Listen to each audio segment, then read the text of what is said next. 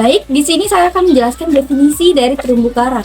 Terumbu karang adalah ekosistem di laut yang terbentuk oleh biota laut penghasil kapur, khususnya jenis-jenis karang batu dan juga alga berkapur, bersama dengan biota lain yang hidup di dasar lautan.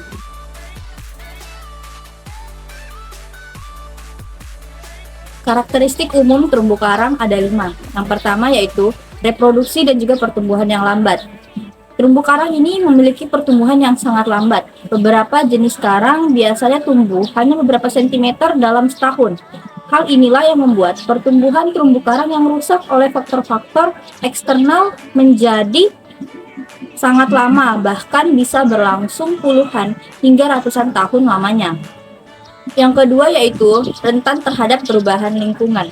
Meskipun terumbu karang ini kuat dan juga tahan lama, namun terumbu karang termasuk ekosistem yang sangat rentan terhadap pemanasan global, peningkatan suhu permukaan laut, polusi, eksploitasi berlebihan, dan juga kegiatan manusia seperti penangkapan ikan yang tidak berkelanjutan. Hal inilah yang dapat mengganggu keseimbangan dan juga kesehatan terumbu karang. Yang ketiga, warna-warni yang menakjubkan.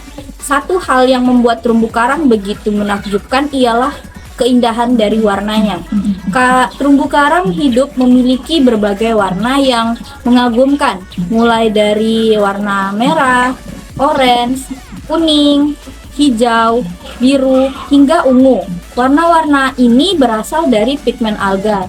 Namun, warna-warni ini perlu dijaga dan juga dilestarikan, karena terumbu karang rentan terhadap pemanasan global dan juga polusi. Yang keempat yaitu rumah dan juga penyedia makanan untuk organisme laut. Terumbu karang di sini menyediakan tempat tinggal, tempat makan, dan juga tempat berlindung bagi organisme laut yang banyak. Di dalamnya itu ada ribuan spesies ikan, kepiting, udang, makhluk laut lainnya yang bergantung pada terumbu karang untuk mencari makanan, perlindungan, dan juga melakukan reproduksi. Yang terakhir yaitu keanekaragaman hayati yang luar biasa. Terumbu karang merupakan salah satu ekosistem yang paling beragam yang ada di planet ini. Di dalamnya hidup ribuan spesies ikan, moluska, spons, krustes, serta organisme laut lainnya.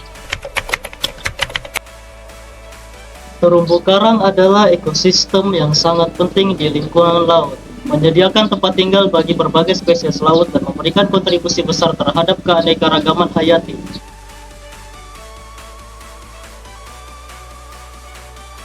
Berikut adalah beberapa jenis terumbu karang beserta ciri-ciri khususnya. 1. Terumbu karang batu koral. Ciri umum terdiri dari polip yang mengeluarkan rangka kapur yang keras dan kuat. Ciri khusus 1. Bentuk cabang atau meja. Beberapa jenis terumbu karang batu tumbuh dalam bentuk cabang atau meja yang besar. 2. Warna-warni. Banyak terumbu karang batu memiliki warna-warni yang indah, terutama saat mereka berkoloni. 2. Terumbu karang lunak soft coral. Ciri umum terdiri dari polip yang tidak memiliki rangka kapur dan umumnya lebih lembut daripada terumbu karang batu. Ciri khusus 1. Gerakan lembut. Beberapa jenis terumbu karang lunak dapat bergerak dengan arus laut atau saat polipnya memburu mangsa.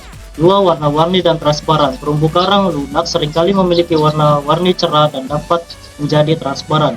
3. Terumbu karang besar barrier reef.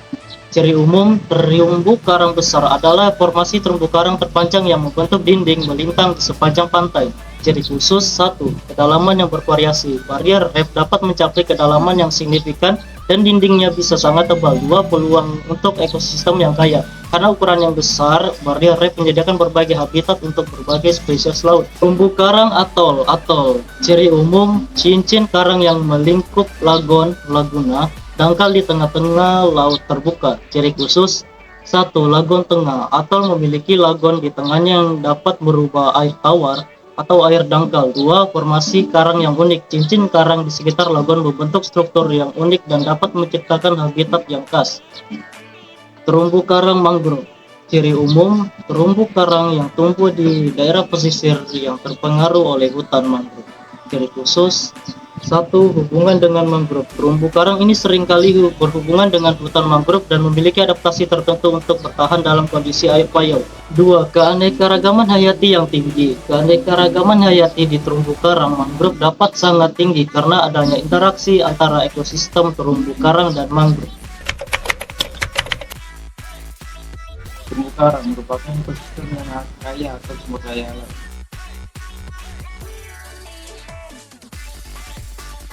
Berikut adalah beberapa jenis sumber daya lain yang dapat ditemukan di terumbu karang. 1. Keanekaragaman hayati, flora dan fauna. Terumbu karang merupakan rumah bagi berbagai spesies organisme, termasuk ikan, moluska, karang, spons, dan banyak lagi. Keanekaragaman hayati ini mendukung ekosistem yang kompleks. 2. Sumber daya perikanan. Ikan. Terumbu karang menyediakan habitat dan tempat berkembang biak untuk banyak spesies ikan komersial dan non komersial. Masyarakat lokal seringkali bergantung pada perikanan terumbu karang untuk kehidupan sehari-hari. 3. Pariwisata. Ekosistem terumbu ekowisata terumbu karang yang indah dan keanekaragaman hayati menarik wisatawan dari seluruh dunia.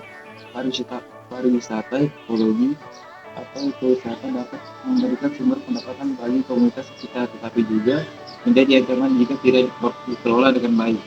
4. Sumber daya obat-obatan. Organisme biota laut. Organisme laut yang hidup di terumbu karang dapat menghasilkan senyawa kimia yang memiliki potensi untuk digunakan dalam pengembangan obat-obatan baru. 5. Sumber daya bahan bangunan. Karang mati. Meskipun kontroversial, beberapa wilayah menggunakan karang mati sebagai bahan bangunan. Ini dapat menjadi ancaman terhadap berkelanjutan terumbu karang jika eksploitasi tidak terkontrol. 6. Sumber daya genetik. Keragaman genetik.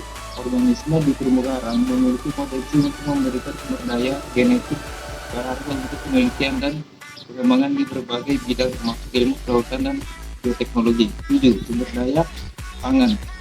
Makanan tradisional. Masyarakat lokal mungkin mengandalkan terumbu karang sebagai sumber pangan baik dalam bentuk ikan, kerang, atau organisme laut lainnya. 8. Sumber daya tawar.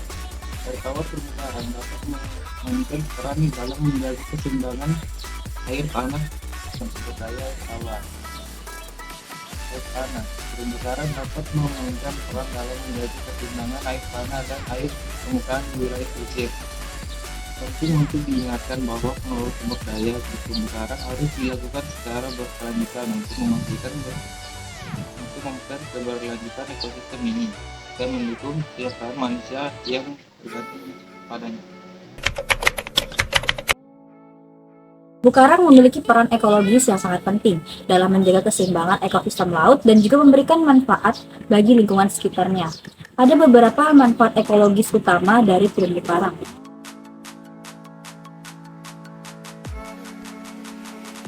Yang pertama yaitu keanekaragaman hayati yang tinggi. Terumbu karang menyediakan habitat yang sangat produktif untuk berbagai spesies hayati, termasuk ikan, moluska, karang, dan juga organisme laut lainnya. Keanekaragaman hayati ini membantu menjaga stabilitas ekosistem di laut. Yang kedua yaitu perlindungan pantai. Struktur terumbu karang berfungsi sebagai benteng alami yang melindungi pantai dari erosi dan juga dampak dari gelombang laut. Terumbu karang dapat meredam kekuatan gelombang, melindungi garis pantai, dan juga mendukung perkembangan hutan mangrove. Yang ketiga yaitu siklus nutrien. Organisme di terumbu karang seperti karang dan alga ini berkontribusi pada siklus nutrien. Mereka menyerap nutrien dari air laut, memberikan habitat bagi bakteri yang mendaur ulang nutrien, dan juga membantu menjaga keseimbangan ekosistem laut. Yang keempat yaitu pertumbuhan sumber daya perikanan.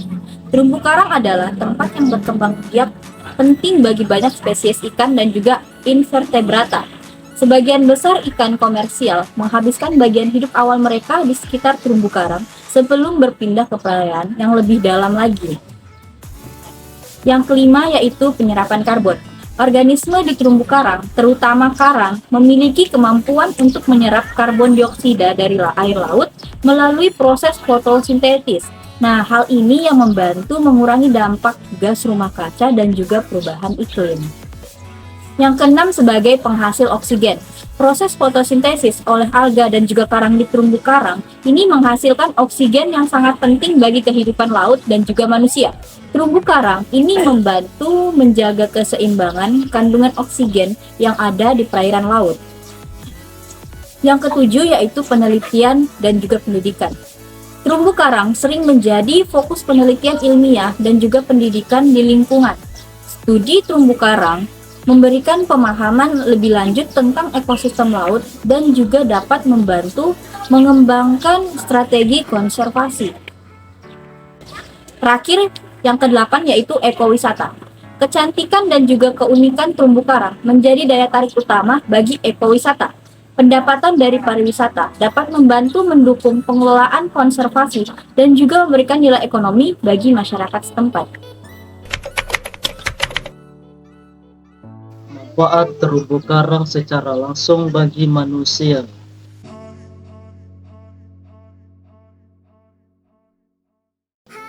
Satu, sumber pangan.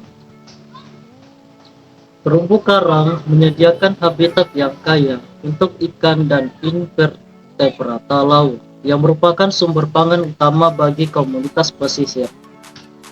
2. Pariwisata dan rekreasi. Keindahan dan keanekaragaman hayati terumbu karang membuatnya menjadi tujuan utama untuk pariwisata. Wisatawan menikmati menyelam, snorkeling, dan kegiatan rekreasi lainnya, memberikan manfaat ekonomi langsung bagi masyarakat setempat. 3. Sumber bahan bangunan. Karang mati dari terumbu karang sering digunakan sebagai bahan bangunan tradisional dalam konstruksi rumah dan infrastruktur di beberapa wilayah. Manfaat terumbu karang secara tidak langsung bagi manusia. 1. Perlindungan pantai. Terumbu karang berperan sebagai pelindung pantai alami dengan meredam gelombang laut dan mengurangi erosi pantai, melindungi masyarakat pesisir dari dampak badai dan kerusakan lingkungan. 2. Penyaringan air. Karang dan organisme lain di terumbu karang membantu menyaring partikel dan polutan dari air laut, meningkatkan kualitas air di sekitarnya, dan mendukung keberlanjutan sumber daya air. 3. Penyerapan karbon. Terumbu karang dapat menyerap dan menyimpan karbon dioksida dari atmosfer, membantu mengurangi dampak perubahan iklim dan memberikan manfaat global. Pula manusia memiliki dampak serius terhadap ekosistem terumbu karang.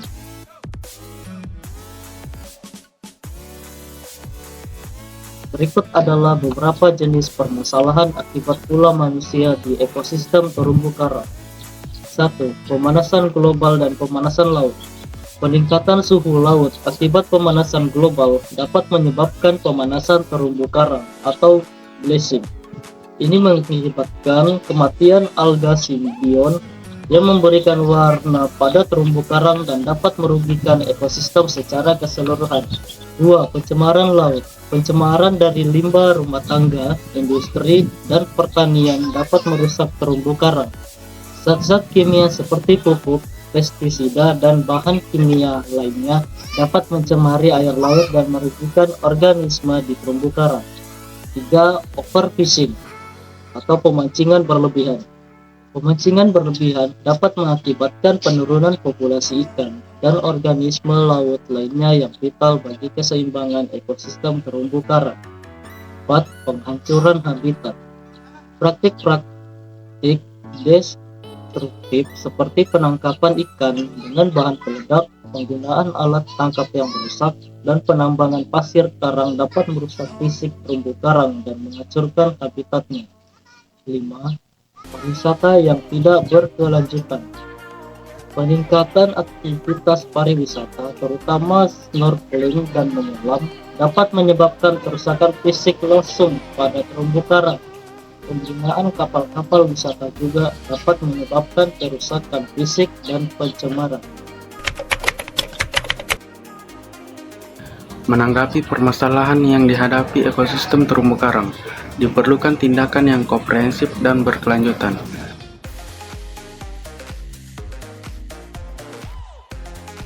Berikut beberapa solusi yang dapat diimplementasikan.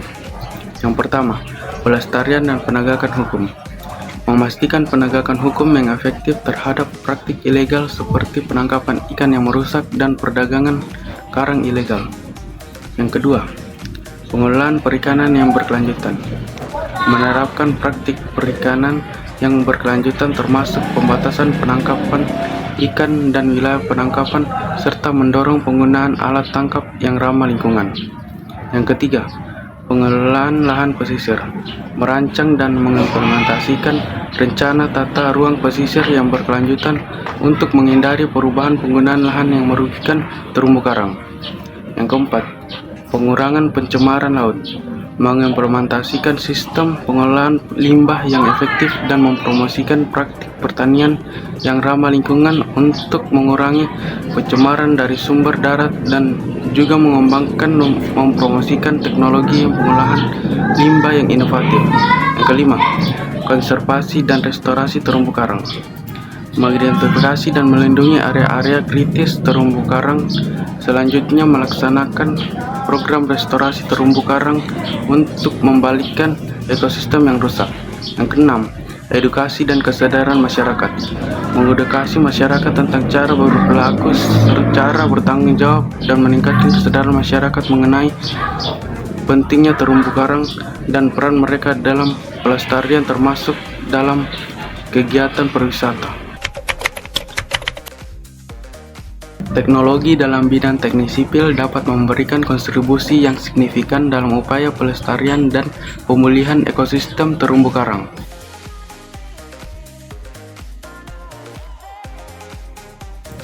Beberapa aplikasi teknologi yang dapat diadopsi untuk menangani permasalahan lingkungan di ekosistem terumbu karang meliputi: yang pertama, reef restoration structure.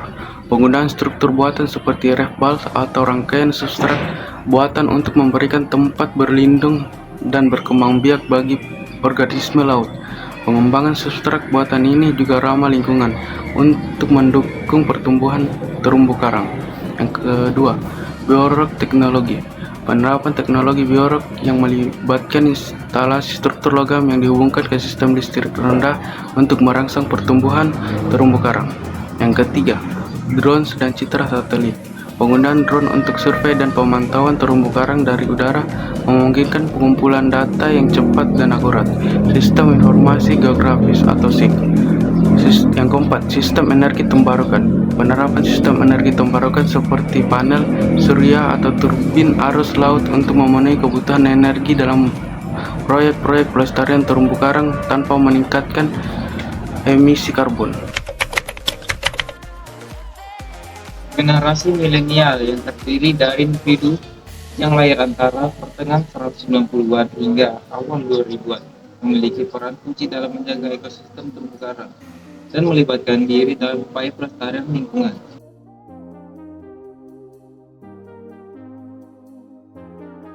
Berikut adalah beberapa peran yang dapat dimainkan oleh generasi milenial dalam menjaga ekosistem terumbu karang. 1. Pendidikan kesadaran. Generasi milenial dapat berperan sebagai agen perubahan dengan menyebarkan informasi dan kesadaran mengenai pentingnya pelestarian terumbu karang. Menggunakan platform media sosial untuk membagikan informasi, fakta, dan kampanye yang mendukung pelestarian terumbu karang. 2. Partisipasi dalam proyek pelestarian. Bergabung dalam proyek pelestarian terumbu karang yang dilakukan oleh organisasi non-pemerintah, NGO, atau kelompok-kelompok lingkungan. Ikuti acara-acara pelestarian atau kegiatan sukarela yang berkaitan dengan pemulihan terumbu karang. 3. Penggunaan teknologi untuk pemantauan. Pemanfaatan kemampuan teknologi seperti aplikasi ponsel pintar atau platform online untuk melaporkan perubahan lingkungan atau aktivitas merusak di sekitar terumbu karang. Berkontribusi dalam pengumpulan data dan pemantauan terumbu karang menggunakan teknologi.